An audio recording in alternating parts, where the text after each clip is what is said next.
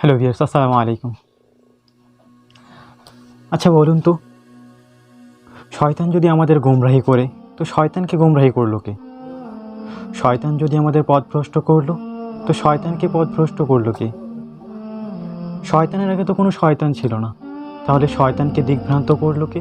চলুন আজকে জেনে নেই, শয়তানকে কে পথভ্রষ্ট করলো, কে করলো দিকভ্রান্ত।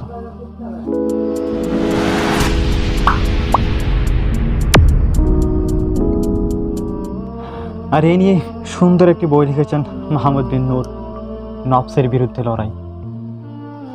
অসাধারণ একটি বই, বর্তমান যুগের খুবই উপযোগী একটি বই। এই বইটি নিয়ে তিনি নফসের বিরুদ্ধে লড়াই, এই নফস নিয়ে লিখেছেন। আমরা লেখক কি বলেছেন লেখার পূর্বে তা একটু জেনে নেই। চলুন লেখকের কথা একটু পড়ে দিই। মাঝে মাঝে একাকী নিবৃত্তে চোখ বুজে মনে মনে ভাবি, আমি কার দ্বারা সবচেয়ে বেশি ক্ষতিগ্রস্ত? কে আমার জীবন চলার পথে ক্ষতি সাধনের কাঁটা ফেলে রাখে? কে আমার উজ্জ্বল প্রদীপ নিভিয়ে চলার পথে রুদ্ধ করেছে? কে আমাকে আলো থেকে অন্ধকারে নিয়ে যাচ্ছে? কেন আজ পথ খুঁজে পাই না? কেন আজ গন্তব্যের উদ্দেশ্যে হেঁটে সঠিক রাস্তাকে উপেক্ষা করে বক্র রাস্তা বেছে নিয়েছি? কেন আজ আলোর মশাল এর পরিবর্তে কয়লা নিয়ে ঘুরছি? আরও তিনি ভাবেন, তিনি বলেন, কেন আজ বিভিন্ন পাপ কাজে জড়িয়ে পড়ি?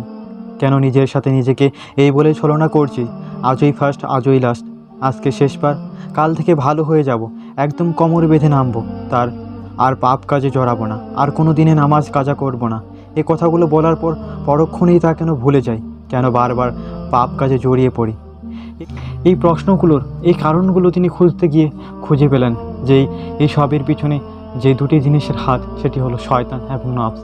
এই সব কিছুর পেছনে নফস এবং শয়তানেরই হাত। তিনি এখানে দেখতে পেলেন যে এখানে শয়তানের চাইতে নফসের ভূমিকাটাই বেশি। তাই তিনি ভাবতে লাগলেন যে এই নফস সম্পর্কে আলোচনা করা উচিত, এই নফস সম্পর্কে সতর্ক করা উচিত। এই নফসের দ্বারা কিভাবে আমরা প্রভাবিত, এই নফসের দ্বারা আমরা কিভাবে ক্ষতিগ্রস্ত হচ্ছি দিন দিন, এই নফসের ব্যাপারে উঠে আসা দরকার। আর এই নফসের বিরুদ্ধে আমরা কিভাবে লড়াই করব, সেই নিয়ে তিনি লিখতে বসলেন নফসের বিরুদ্ধে লড়াই। এই বইটি লেখা শেষে লেখক নিজে যখন শেষবারের মতো পড়তেছিলেন, পড়ার শেষে তিনি এই কথাটিই বলেছিলেন, আরে এই বইটা তো আমাকে নিয়েই লেখা, এই বই তো আমাকে উদ্দেশ্য করেই লেখা। অসাধারণ চিন্তা ভাবনা তার, তিনি অসাধারণভাবে লিখেছেন এই বইটি। আচ্ছা চলুন আমরা বইয়ের সূচিপত্র দেখে নিই। বইটি তিনি 4টি পরিচ্ছদে সাজিয়েছেন। আচ্ছা চলুন প্রথম পরিচ্ছদে কী কী নিয়ে আলোচনা, তার নামগুলো একবার জেনে নিন। প্রথমত তিনি 1 নম্বরে লিখেছেন নফস কি, তাকে কিভাবে ডাইভার্ট করবেন। 2, কে সবচেয়ে বড় শত্রু, শয়তান নাকি নফস। 3, নফসের ভিত্তিতে সৃষ্টির সেরা জীব। 4, নফসের হাতে তুলে দিচ্ছে আমাদের ক্ষতি সাধনের যাবতীয় অস্ত্র। 5, আজই ফার্স্ট আজই লাস্ট। 6, নফস ঠিক তো সব ঠিক। 7, নফসের গোলামি করাও এক প্রকার শিরক। 8, মোকাবেলা। 9, নফসের খোরাক রুহের খোরাক। 10, নফসের হাতিয়ার। 11, নফসের চিকিৎসা করুন নয়তো পচন ধরবে। 12, শেকলবন্দি, আমার কাছে নফস নাকি নফসের কাছে আমি। 13, নফসের ব্যাপারে সতর্ক হন। 14, এই গুনাহের পিছনে ইন্ধনদাতাকে। 15, নফসের গোলামির কারণ। এরপর তিনি দ্বিতীয় পরিচ্ছদে লিখেছেন নফসের ধোকায় পৃথিবীর সর্বপ্রথম হত্যাযশ। নফসের ধোকায় আজিজের স্ত্রী জুলাইখার পদস্খলন। 3, নফসের ধোকায় অপবাদ রটান। এরপর তৃতীয় পরিচ্ছদে তিনি বেশ কয়েকটি নফসের বেধি নিয়ে আলোচনা করেছেন। যেমন নফসের ধোকায় পড়ে আমরা অহংকারে লিপ্ত হই, অহংকার করি। নফসের ধোকায় পড়ে আমরা রাগান্বিত হয়ে যাই। নফসের ধোকায় পড়ে গীবতে লিপ্ত হয়ে যাই। নফসের ধোকায় পড়ে লোভ করি। নফসের ধোকায় পড়ে হিংসা করি। নফসের ধোকায় পড়ে আমরা অলসতা হয়ে যাই। নফসের ধোকায় আমরা বিভিন্ন জিনিসের প্রতি আসক্তি হয়ে যাই। এরপর তিনি চতুর্থ পরিচ্ছদে লিখেছেন নফস নিয়ন্ত্রণ করতে জরিমানা আরোপ করুন। নফস নিয়ন্ত্রণ করতে বেশি বেশি আত্মসমালোচনা করুন। 3, রিমাইন্ডার, নফসের নিয়ন্ত্রণ নামাজের ভূমিকা। নফস নিয়ন্ত্রণে জাকাতের ভূমিকা। লাগামহীন নফস বিষাক্ত সাপের মতন কিছু কথন। বইটি তিনি পুরো নফস নিয়ে আলোচনা করেছেন এবং নফস থেকে, এই নফসের ধোঁকা থেকে আমরা কীভাবে বেঁচে থাকতে পারি সেই নিয়ে তিনি আলোচনা করেছেন খুব সুন্দরভাবে। এই নফসের সাথে আমরা কিভাবে লড়াই করতে পারি। আমরা নফসের ধোঁকায় পড়ে কত খারাপ কাজ করি, পাপ কাজে লিপ্ত থাকি, অশ্লীল কাজে লিপ্ত থাকি। নফসের ধোঁকায় পড়ে আমরা অনেকেই হত্যাকাণ্ডে জড়িত হয়ে যাই। নফসের ধোঁকায় পড়ে আমরা নামাজ ছেড়ে দিই, নামাজে খুশু খুশু পয়দা করতে পারি না। নফসের ধোকায় পড়ে পরকীয়ায় লিপ্ত হয়ে যায়। চলুন বইটি থেকে একটি গল্প নিয়ে আলোচনা করা যাক। কে সবচেয়ে বড় শত্রু, শয়তান নাকি নফস? এই গল্পে তিনি এভাবে আলোচনা করেছেন যে একজন শয়তান যদি অ্যাডভাইজার হয় আর নফস যদি হয় অ্যাসিস্ট্যান্ট ম্যানেজার, তাহলে এই ক্ষেত্রে শয়তান তাকে পরামর্শ দিয়ে থাকে আর নফস সেটাই বাস্তবায়ন করে। অর্থাৎ শয়তান আমাদেরকে পাপ কাজের পথ দেখিয়ে দেয় আর নফস সেটি বাস্তবায়ন করে। এতে দেখা যায় যে শয়তান এবং নফস দুটোই আমাদের শত্রু। যে আমাদের যারা যত সব পাপ কাজ সংঘটিত এই সব কিছুর পিছনে শয়তান এবং নফস এই দুটিরই হাত রয়েছে। তবে এখান থেকে একটা বিষয় ক্লিয়ার হওয়া যাক যে আমাদের সবচেয়ে বড় শত্রুকে, শয়তান নাকি নফস? অনেককে দেখা যায় যে বিভিন্ন পাপ কাজ করার পর বলে থাকে যে শয়তানের ধোকায় পড়ে এটা করেছি, ওটা করেছি। কিন্তু তিনি একবারও ভাবে না, একবারও বলে না যে আমি নফসের ধোকায় পড়ে এটা করেছি, নফসের ধোকায় পড়ে ওটা করেছি। তিনি ভাবেন যে শয়তানই তার সবচেয়ে বড় শত্রু, কিন্তু তার ভেতর যে এর চাইতেও বড় শত্রু আছে নফস, সেটা তিনি খেয়ালই করেন নাই। সেটা নফস আমাকে আপনাকে নিয়ে খেলছে, তার ইচ্ছা মতো খেলছে।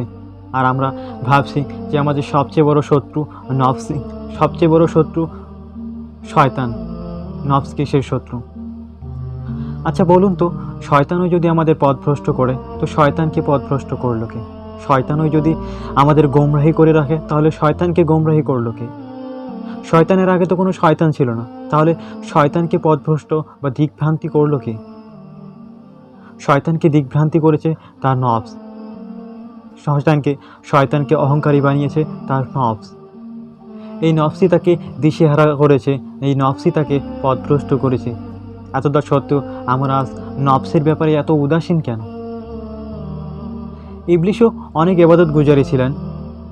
পথভ্রষ্ট হওয়ার আগে তিনি এত বেশি ইবাদত বন্দেগী করেছিলেন যে তার ইবাদতের সাথে আমাদের ইবাদত বন্দেগী তুলনা করলে খুবই নগণ্য মনে হবে, খুবই অল্প মনে হবে। কিন্তু তারপরও নফসের তাড়নায় পড়ে, নফসের ধোকায় পড়ে নফস তাকে পথভ্রষ্ট করেছেন, তাকে দিকভ্রান্ত করে দিয়েছেন। তাহলে আপনাকে আমাকে দিকভ্রান্ত করার জন্য শয়তান, এই নফস কি যথেষ্ট নয়? আপনাকে আমাকে বিপদগামী করার জন্য এই নফসকে যথেষ্ট নয়? একটা উদাহরণের মাধ্যমে ক্লিয়ার হওয়া যাক। মনে মনে আপনি পরিকল্পনা করলেন সিনেমা দেখতে যাবেন, আর এই পরিকল্পনা আপনার নফসকে বাতলিয়ে রেখেছে, আপনার নফসকে মুখিয়ে রেখেছে সিনেমা দেখতে যাওয়ার জন্য। কিন্তু মনে মনে এও ভয় হয় যে যদি পরিবারের কেউ দেখে ফেলে, কেউ জেনে ফেলে, যদি বাবা মা জানে, তাছাড়া টাকাই বা পাবেন কোথায়? এমতো অবস্থায় আপনার নফস হতবুদ্ধি হয়ে দাঁড়ায়। আর তখন এই শয়তানের পরামর্শ শুরু হয়। তখন শয়তান আপনাকে পরামর্শ দেয় চুরি করার, কীভাবে টাকা চুরি করবেন এবং কীভাবে সবার অগোচরে আপনি সিনেমা হলে যাবেন, সেই পরামর্শ দিয়ে থাকে। আর এইভাবেই শয়তান আপনাকে পাপ কাজে লিপ্ত করে। এখানে শয়তান এবং নফসের মধ্যে একটা সেতু বন্ধন তৈরি হয়। আর এই সেতু বন্ধনে আমাদেরকে প্রতিবন্ধকতা করতে হবে। আর এই প্রতিবন্ধকতা করার জন্য আপনি শয়তানের কিছুই করতে পারবেন না, কেননা শয়তান আপনার ধরাছোঁয়ার বাইরে না, আপনার গণ্ডিতে। নফসের উপর আপনি আপনার প্রভাব খাটাতে পারবেন।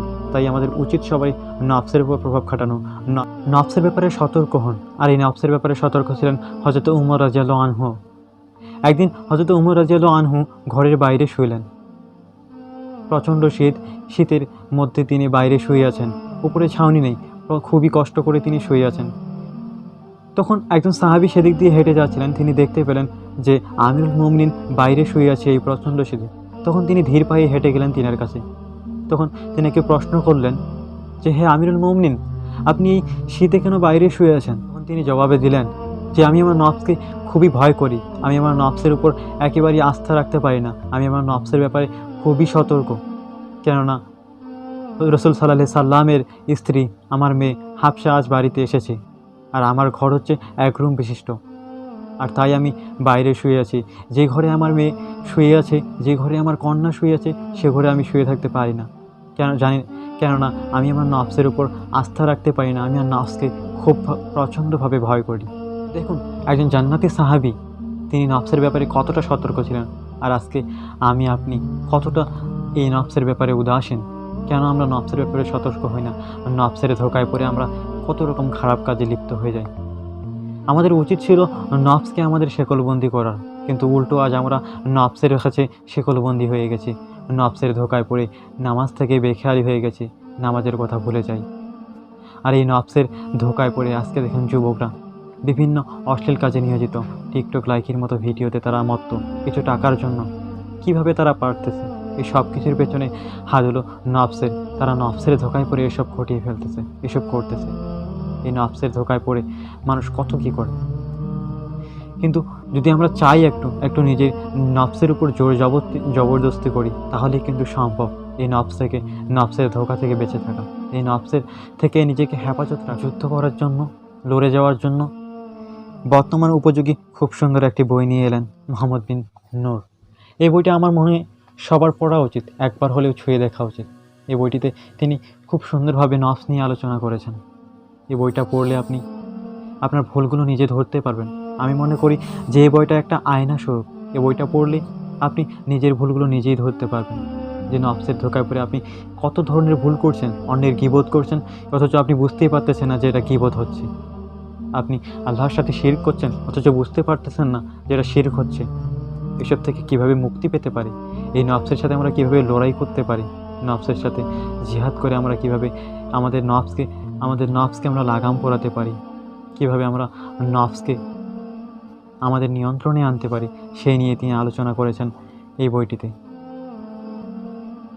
তাই আমি বলবো সবাইকে যে এই বইটি একবার হলেও পড়ে দেখবেন, একবার হলেও বইয়ের পাতাগুলো ছুঁয়ে দেখবেন, বইয়ের শব্দগুলো একবার হলেও চোখ বুলিয়ে দেখবেন যে বইটিতে তিনি কি বোঝাতে চেয়েছেন আর আমরা কি করতেছি।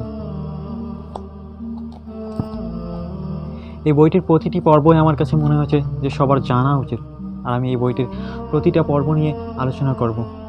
আর এই প্রতিটি আলোচনার ভিডিও যদি আপনি পেতে চান, তাহলে অবশ্যই চ্যানেলটি সাবস্ক্রাইব করে পাশে বেল আইকনটি বাজিয়ে দেবেন, যাতে পরবর্তী ভিডিওর নোটিফিকেশন সবার আগে আপনি পেয়ে যান।